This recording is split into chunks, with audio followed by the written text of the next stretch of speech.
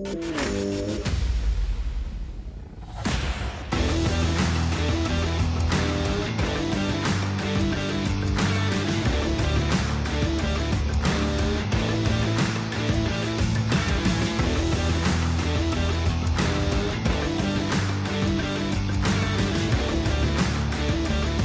of Carl Askling's work has shown us the importance of hamstring sliders.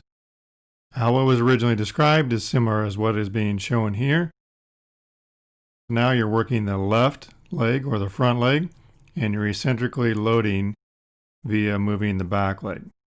Another option that I like to integrate and utilize on people that have then progressed, so people that are doing better and you want to challenge them more and potentially bias the nervous system, is start with the head down, pulling the nervous system cranially, and also dorsiflexing that same foot. So now you're biasing the nervous system cranially and caudally and challenging overall.